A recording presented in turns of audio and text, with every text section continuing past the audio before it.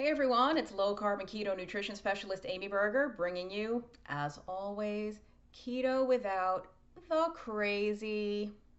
Now, as you know, based on my motto of keto without the crazy, I really try to help you see how simple and straightforward and uncomplicated keto and low carb diets really are.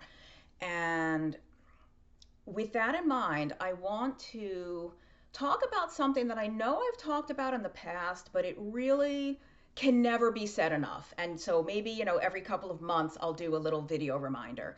So I'll maybe link to some of the other videos I've done for this, or actually I'll link to the playlist.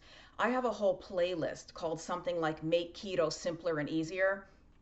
When you're bored, watch through that playlist. So let's talk about triage.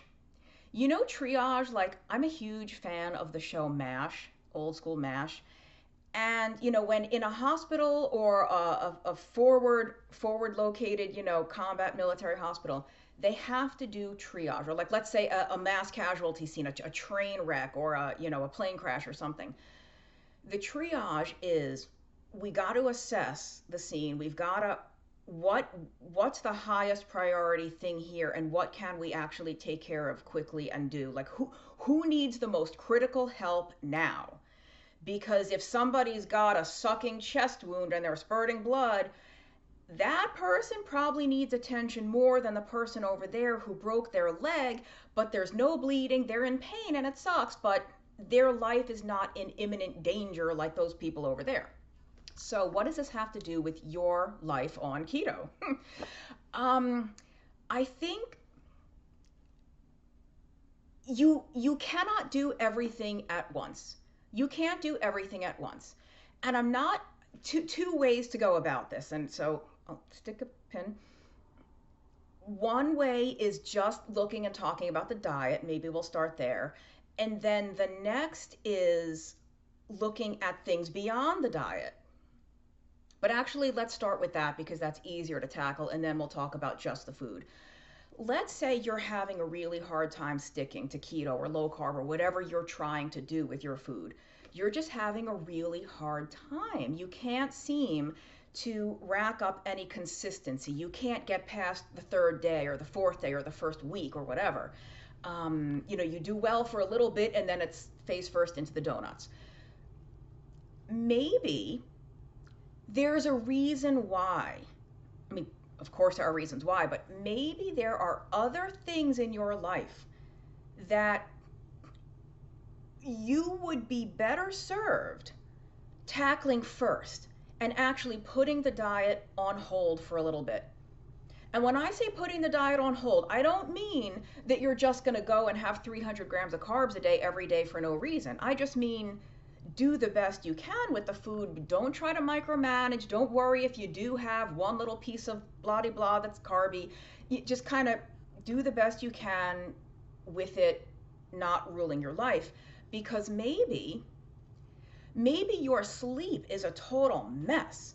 Maybe you're waking up 6 times a night, or maybe you're staying up till 4 when you have to be up at 6:30 for whatever reasons, like, zero judgment zone here. For whatever. Maybe you in your triage process, what's the biggest problem here? What would I benefit the most from tackling first and getting under control? Because maybe it's not the food. Maybe it's the sleep. Maybe it's stress. Maybe it's something at work, which could be stress. It's, whatever it is, there's so much else going on. Maybe you have a sick loved one and your schedule's a mess and you're taking care of them. Now, there's no reason that you couldn't stick to a low carb or ketogenic diet, even with all that going on, but you haven't been able to. You've been trying and it's not working. Take that pressure off. Take the pressure to even worry about the diet off for a little while and focus on the sleep. Focus on the stress, either reducing the total amount of it if you can. Can you unload some of these obligations? Can you shift around some of these commitments? Or if you can't, because many times you can't, depending on the situation, can you find ways to cope with it better? Can you find ways to manage your own reaction better so that, you know, the load of stress is the same, but your whatever the negative impact it's having on you is reduced. Could be, you know, I mean, those are the two biggest ones that come to mind, are the stress and sleep, but could be anything else. You know, let's say you're in the middle of a move. You're moving to a new city or a new country, and that's like kind of a big deal, and we can consider that stress. But maybe, you know, I got to pack everything up. We got to get the house closed and da da da da da. I'm just going to eat whatever's handy. Okay, maybe the move, maybe that activity is going to take precedence in your triage. I got to take care of that, then I'll get to the food. Now again, food is food. You're going to be eating food anyway while you're dealing with your sleep, while you're dealing with your stress, while you're dealing with your relationships or your move or whatever the thing. You're going to be eating anyway, so you might as well just eat keto. But if you can't, okay. Now, and the thing I want to emphasize there is, in that triage, if you do choose to put the food on hold, it's okay. That's why I'm doing this video. Like I always say, you don't need my permission to do anything. But some people feel better. They already know what they should do. They just feel better when somebody else says it, when it's not only in their head, right? When someone else tells them, no, it's okay to do that. So if you're in one of these situations, it is okay. It's okay to just calm down about the food and focus on the other thing, because maybe part of the reason you're having such a hard time sticking to keto is because your sleep is so messed up. And you know what happens when your sleep is really messed up? You get hungrier. And not only hungrier, you specifically tend to crave carbohydrate. You know, and your glucose tolerance and insulin sensitivity are lower when your sleep is all out of whack. So even the foods you eat, you don't handle them necessarily the same way and process them the same way. So maybe like prioritizing the sleep or the stress or the whatever would actually make it easier to then stick to keto when you're ready to. It's like it all goes hand in hand. You know, don't beat yourself. Why can't I do this? I'm such a failure. Maybe because there's something that needs your attention more right now, for now. Now, on the flip side of that, we stuck the pin. I remembered to come back. I said, what about, let's just talk about the diet. Triaging keto itself, a low carb or keto diet itself. I personally think that when you are trying to adopt and adhere to a low carb or ketogenic diet, it's really best to rip the Band-Aid off all at once, cut out all the carbs, and just jump in, dive in head first, both feet, whatever you want to call it. Some people, and the reason I recommend that is because that is the easiest and fastest way to start reaping the benefits that make it easier to stick to keto and low carb. And by that, I mean the decreased hunger, you know, the much lower appetite, and much fewer sugar, or many fewer sugar cravings, maybe none. It usually only takes a couple of days before you start like, oh, I'm not hungry. Normally I have my big snack right now. I don't even feel like I need it. Or, you know, God, I don't need that little pack of M&Ms from the vending machine today. What's up with that? The quickest way to have that happen, you know, I call it the magical keto pixie dust. The quickest way to have that sprinkled down upon you is to ditch all the carbs and get into that really good fat-based metabolism. So I think it's best to go cold turkey, to do it that way. But again, if you have tried to do that in the past and it hasn't gone so well, then it is perfectly okay to pick and choose the things that you can do and the things that you are willing to do. I have a video I did a while back on wanting versus willing. I'll link to that in the notes. So Give me a second. I just have to figure out how to say this in a logical way. What you have to figure out what you're willing to commit to. Because let's say fruit is not really that big a deal for you. You like it, but you could live without it. Like, you're not going to die if you don't have your weekly fruit salad. You might say, you know what? This week I'm going to cut out the fruit because I'm probably not going to miss it anyway, and I'll cut out my starch with dinner. I'll have my protein and my I'll double up on the vegetables or double up on the protein. But I'll, instead of having the potato I normally have or the rice or the pasta I normally have, I'll cut that out. I'll still have everything else. I'll have my morning cereal. I'll have a muffin if I want it. I'll have my whatever throughout the day, but no fruit and no starch with dinner. Okay, because you're willing to do that. You're not willing yet to commit to a low carb breakfast. You still want your cereal or you want your toast, but you're willing to do the no fruit, blah, blah, blah. Maybe give that a week or 2 or 3, however long you want to prolong this process. Then say, okay, you know what? I was right. I didn't miss the fruit, and I don't even miss the starch at dinner. I think I'm ready now to give up X, whatever your next thing would be. Okay, I'm going to give up pasta because I eat pasta a few times a week. I'll still keep the rice, the bread, the cookies, whatever, no pasta. Each week, you can cut out 1 thing or 2 things, or even entire groups, let's say, if you want to consider them groups, categories of food. Let's say the first week, no fruit. Okay, no fruit. You're still going to do bread, beans, pasta, rice, potatoes, cookies, pastries. Week 2, no potatoes. So that's no potatoes, no sweet potatoes, no potato chips, no whatever else is made from potatoes these days. I don't even know. The next week or 2 weeks later, no beans. So no black beans, no refried beans, no hummus, no bean chips, no anything else from beans. The next week, the biggie, no grain. No grain is going to automatically wipe out bread, crackers, pretzels, pasta, and anything made from grain. Not just gluten, wheat, grain, all grain, cereal. So it's okay to do it that way too. What are you willing to tackle first? And that's kind of triage. What can I take care of? What can I knock out here? And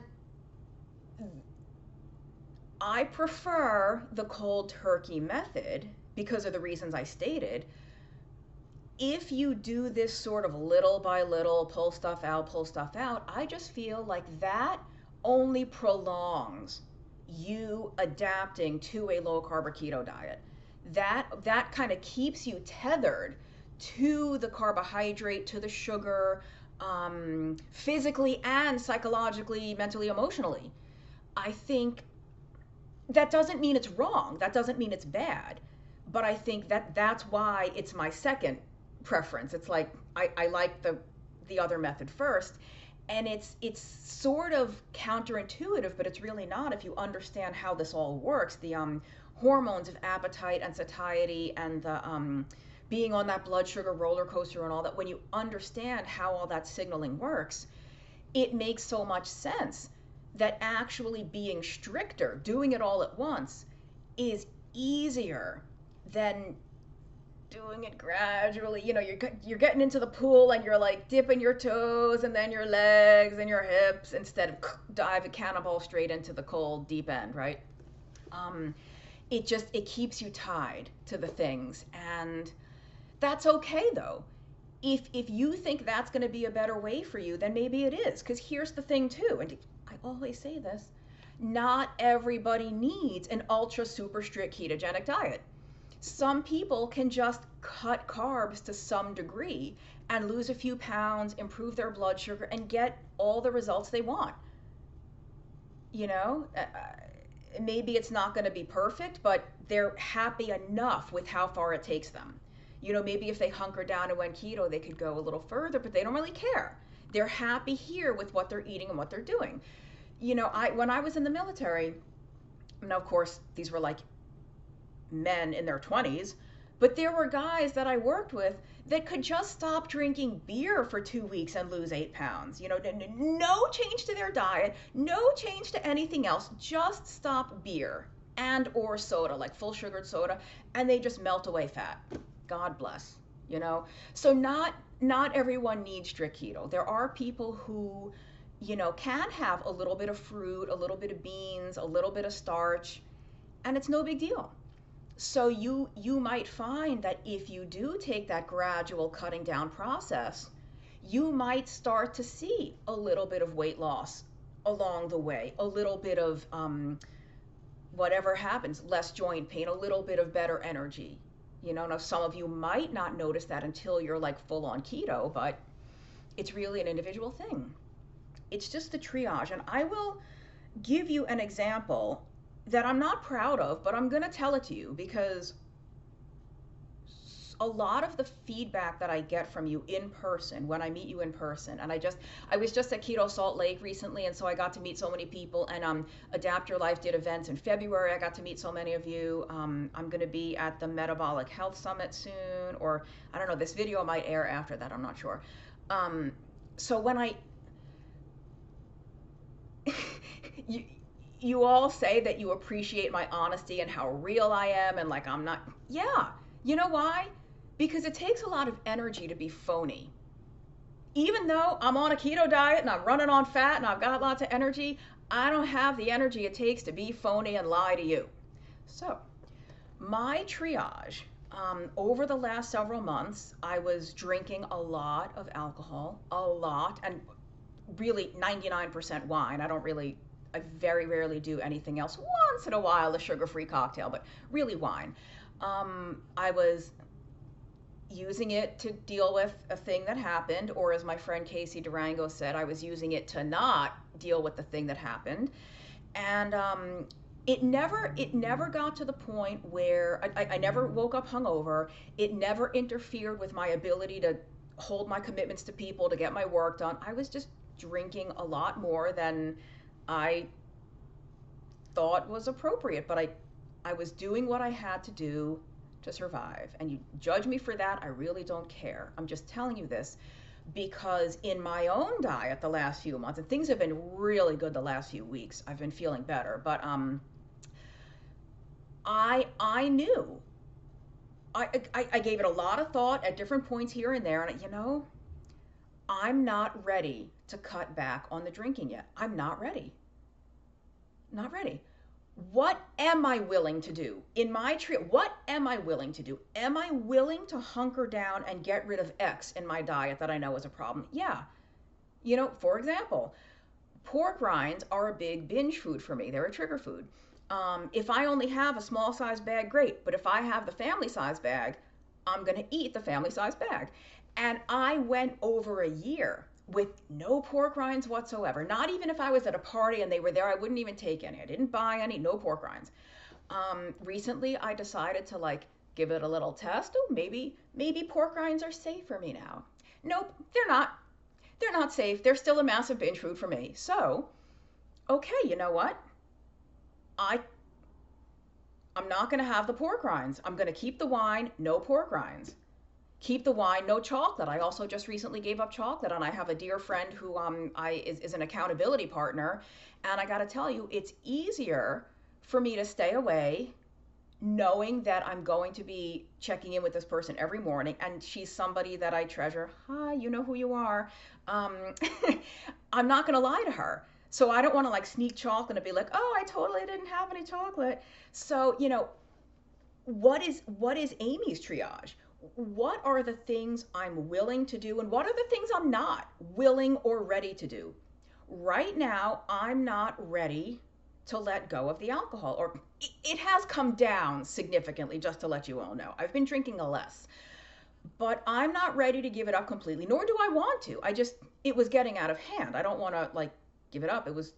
It brings some pleasure to my life, but it was getting out of hand. So I'm not ready to really cut back to the level that I should, but I am willing to give up the pork rinds and give up the chocolate and give up the nuts. And there was a couple of other, I gave my friend a specific list of foods I can. And I also have a bedtime. I may have mentioned in previous videos, sometimes it's been a while though, I used to stay up till insane o'clock because I make my own schedule. I'm a total freelance. So it doesn't really matter that I stay up till 3 or 4, but it's kind of dysfunctional. To be in sync with the rest of the world, it's dysfunctional. It wasn't doing me any favors.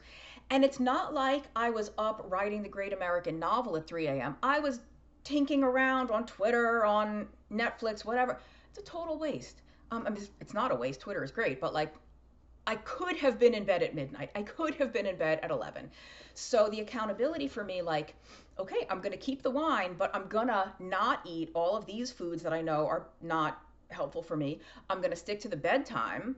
And I think there was something else I'm accountable for. I forget what at the moment, but I'm okay with that. But here's the thing, and I'll kind of wrap up with this. When you do this triage approach, and I know from my own experience, here's the things I'm still going to eat and drink, and here's the things I'm not. Here's the other behaviors, whether it's bedtime, exercise. Here's the other things I am or am not willing to adhere to. You have to accept responsibility for the outcome.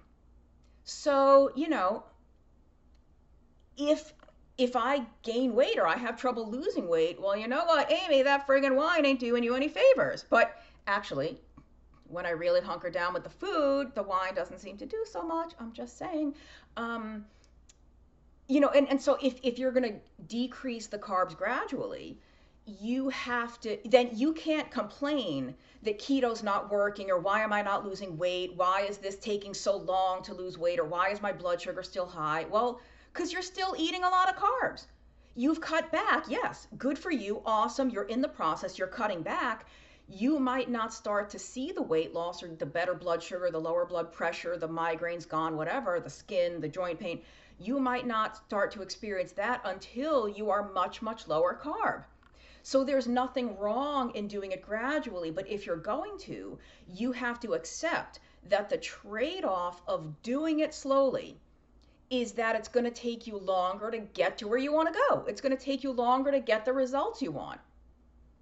Right? If you fly from New York to LA, you're going to get there a lot faster than if you walk. You could walk. You could walk from New York to LA if you really wanted to. It's going to take you a hell of a lot longer than if you boarded an airplane. So same thing here, you know, you have to accept that trade-off, but that's fine. There's no good or bad, there's no right or wrong. It's just something you have to, like, okay, what are you willing versus not willing to do? If you're gonna do it gradually, or not even gradually, let's say for me, let's say I keep the wine and I just, this is my system. I'm keeping these 10 things and I'm getting rid of these 10 things. You have to be willing to accept that you might not get where you want to go. Like there was another way to say that just escaped me, but maybe it's the wine. No, I haven't had any today. And it hasn't been that much that it's affecting my brain. Like I don't want to make you think it's completely nuts. It's really not.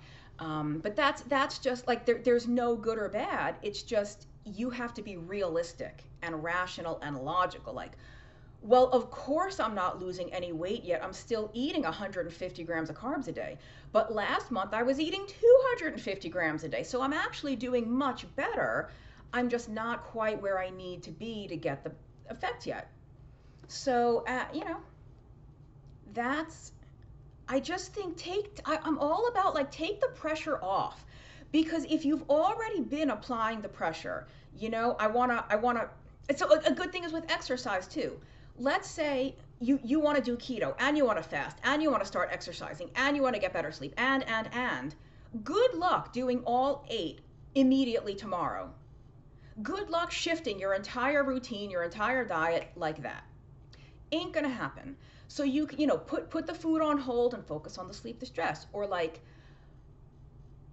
start keto, get used to keto, stick to the diet, then incorporate exercise if you want to. Like just, it's okay to pick and choose. It is. And it's okay if diet isn't the first or second thing you pick and choose. But it just, know and be a grown up and be an adult and accept the consequences of picking and choosing. Accept the consequences of focusing on what you're going to focus on and putting on hold what you choose to put on hold. And but don't berate yourself, don't punish yourself about it, don't feel bad. Just, this is the way I'm choosing to operate right now. This is the way that I've decided to go about this because it's realistic for me, it's going to be sustainable, and it's something that I can adhere to. And by starting small and picking and choosing things that I'm willing to do and that I'm pretty darn confident I can do, like not just, oh, I'll do that thing tomorrow, and it's something you've never done before, you have no clue. Pick something easy that you know you're gonna get it. You rack up the confidence of those small wins. You start building momentum. You start building that trust in yourself, keeping your own word to yourself. That is a huge confidence boost. When you know you have your own back, you can trust yourself. Then it becomes that much easier to start tackling those harder, more tenuous things that you weren't willing to tackle 2 months ago or 6 months ago or a year ago. Maybe now you are willing. I'm going to stop talking now because this was way longer than I thought it would be. What a shock. Remember, check out all the links. I did that video on wanting versus willing. I think that's a great one. And don't be ashamed. Don't be embarrassed. Don't be afraid to start small. Starting small is where you rack up those little wins that snowball into bigger wins over time. There's no right or wrong way to do this. There's only the way that works for you in the time frame that you are comfortable with it working. See you next time.